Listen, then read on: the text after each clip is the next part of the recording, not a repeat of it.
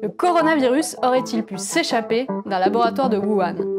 C'est en tout cas une rumeur née sur les réseaux sociaux chinois début février et des accusations officielles lancées par les États-Unis dès la fin avril. Il faut dire que le gouvernement chinois n'a pas non plus fait preuve d'une grande transparence. Virologie, biosécurité, laboratoire P4, c'est du chinois pour vous?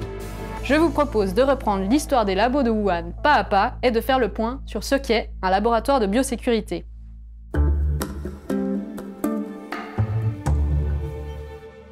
Avant d'entrer dans les labos, il faut déjà commencer par comprendre sur quoi ils travaillent.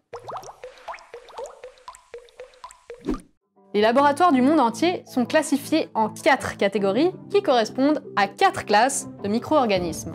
Donc quand on dit labo de type P1, P2, P3, P4, c'est pour pathogènes de classe 1, 2, 3 ou 4. En sachant que 1, c'est les gentils, et 4, les tueurs en série. Ce classement a été établi par l'OMS en 1984 dans son manuel de sécurité biologique, puis repris peu à peu dans les législations des pays du monde entier. Les micro-organismes peuvent être des bactéries, des virus, des parasites ou des champignons. Le groupe 1, c'est ceux qui ne sont pas susceptibles de provoquer de maladies chez l'humain ou l'animal. On peut citer par exemple les levures qu'il y a dans ta bière ou dans ton pain, ou les bactéries du gruyère.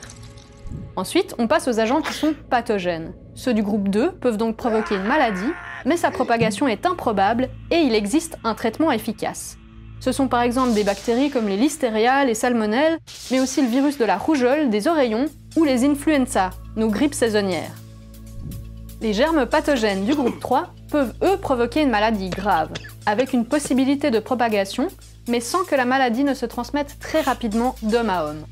De plus, il existe un traitement efficace et des mesures préventives comme des vaccins. Là, on parle des virus de la dengue, des hépatites ou encore des encéphalites. Finalement, les organismes du groupe 4, les plus dangereux, peuvent causer une maladie grave qui peut se transmettre facilement d'un individu à l'autre et pour laquelle il n'existe pas de traitement ni de vaccin. Ces pathogènes portent les jolis noms de Sabia, Guaranito, Machupo, Lassa, Ebola ou Marburg. Transmis par des rongeurs, des chauves-souris ou des autres intermédiaires, ils provoquent de très violentes fièvres hémorragiques. Et notre SARS-CoV-2 dans tout ça? Eh bien, il n'est pas encore classifié comme il vient d'être découvert. Mais les coronavirus sont en général des virus de type 2, sauf pour les coronavirus responsables des crises du SRAS et du MERS qui ont été évalués à 3.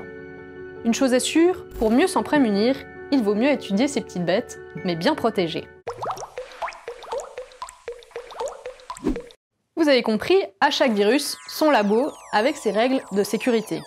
Le niveau 1, c'est le laboratoire d'enseignement du prof de biologie. Mais dès le niveau 2, on entre dans le biohazard. Et ses règles bien plus contraignantes.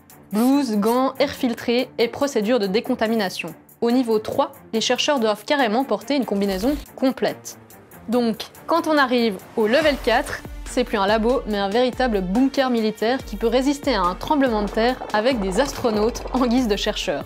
Scaphandre pressurisé, double porte étanche et douche désinfectante à la sortie. Rien ne sort sans avoir été décontaminé. Et les chercheurs doivent même tomber le slip. Les P4, il n'y en a qu'une trentaine à travers le monde, dont pas moins de 4 en Suisse. Le plus important, c'est le laboratoire de Spitz, qui dépend directement du département de la Défense, et dont le niveau P4 a été inauguré en 2010. En Suisse, comme ailleurs dans le monde, les scientifiques s'accordent à dire que la probabilité qu'un virus puisse s'échapper d'un laboratoire de niveau P4 est proche de 0.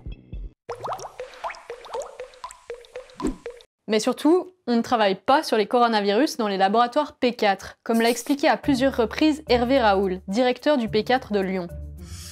Un laboratoire P2 est suffisant.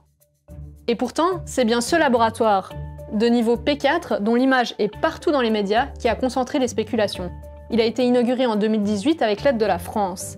Et c'est vrai que s'il n'a rien de secret, je vous avoue qu'il faut quand même savoir surfer un peu en chinois sur Baidu pour trouver son adresse exacte. Son adresse, c'est là, à 30 km au sud du centre-ville de Wuhan. Il faut dire qu'il n'en fallait pas moins que le surnom de la co-directrice du P4, Shi Zhengli, pour alimenter les rumeurs, Batwoman. La chercheuse de renommée mondiale travaille en effet sur les chauves-souris et les coronavirus depuis plus de 15 ans. Elle a constitué la plus grande bibliothèque de souches de coronavirus en Asie et possède son propre laboratoire de niveau P3.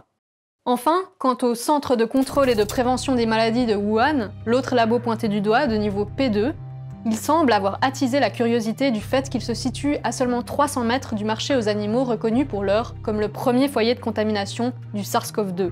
Laboratoire de diagnostic, c'est aussi lui qui a détecté le nouveau coronavirus chez 2 patients hospitalisés avec des pneumonies atypiques avant d'envoyer les souches au laboratoire de Shizengli. Des laboratoires sécurisés, des scientifiques de renom qui se retrouvent pris dans une guerre politique entre la Chine et les États-Unis. L'anglo-américain Peter Daszak, expert en zoonose, vient de se voir retirer le financement de sa recherche par le gouvernement américain alors qu'il défendait l'Institut de virologie de Wuhan.